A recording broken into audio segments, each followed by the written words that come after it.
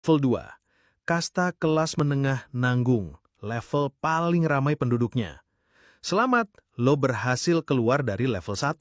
Gaji lo sekarang lumayan, nggak lagi ketar-ketir nunggu tanggal gajian, dan mungkin lo udah mulai nyicil mobil atau bahkan rumah. Dari luar lo kelihatan berhasil. Lo adalah poster boy atau poster girl dari Indonesia Maju. Lo adalah impian yang dijual oleh para influencer finansial. Tapi di malam hari, pas lo sendirian, lo buka aplikasi M-Banking dan sadar, semuanya cuma ilusi. Aset lo sebenarnya adalah utang. Lo punya mobil, tapi itu mobilnya bank. Lo punya HP bagus, tapi itu HP-nya layanan pay later. Lo kelihatan mapan, tapi sebenarnya lo cuma satu langkah dari bencana.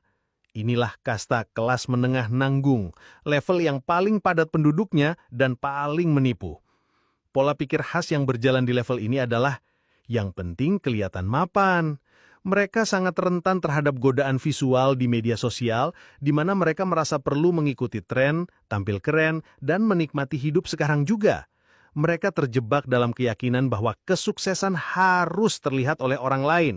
Frase kunci yang sering lo dengar dari kasta ini adalah, self-reward dong, mumpung ada promo cicilan 0%. Nggak enak sama teman-teman kalau nggak ikut.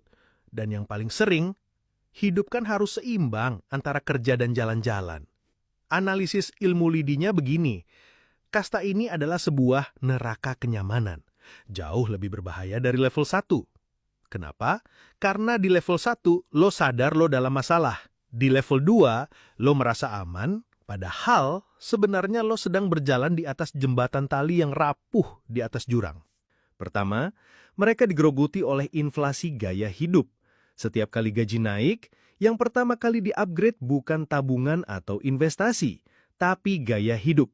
Gaji lo naik 10%, pengeluaran lo naik 15%. Tongkrongan jadi lebih mahal, merek baju jadi lebih penting, liburan jadi lebih jauh. Mereka sibuk menaikkan standar hidup, bukan membangun fondasi kekayaan. Kedua, mereka adalah budak cicilan. Mereka terjebak dalam utang konsumtif yang terus membengkak. Mereka menukar kebebasan masa depan mereka dengan kenikmatan sesaat. Mereka merasa memiliki banyak barang, padahal sebenarnya mereka dimiliki oleh tagihan-tagihan mereka. Ketiga, fondasi keamanan mereka serapuh rumah kardus. Kelihatannya berdiri, tapi kena angin dikit langsung ambruk.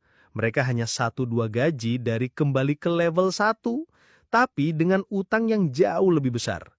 Mereka adalah sandwich generation, bukan cuma untuk orang tua, tapi juga untuk gaya hidup mereka sendiri. Terjepit antara menafkahi keluarga dan menafkahi gengsi. Jadi, gimana cara naik kasta dari neraka kenyamanan ini? Lo harus melakukan revolusi. Langkah pertama, lakukan puasa gengsi. Selama 3 bulan ke depan, buat komitmen brutal untuk tidak membeli barang gaya hidup baru.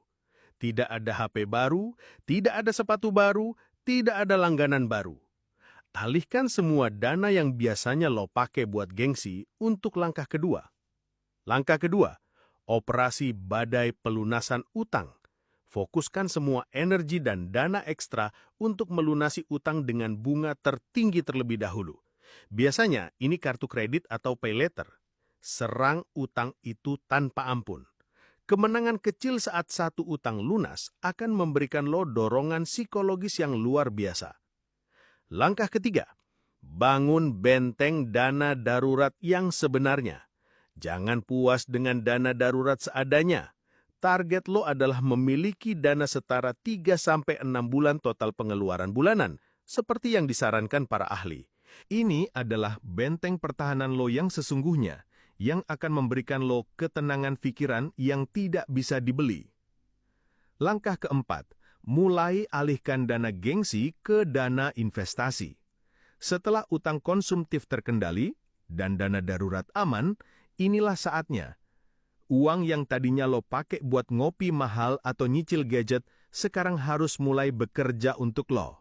Mulailah belajar investasi sedini mungkin, bahkan dengan jumlah kecil tapi rutin.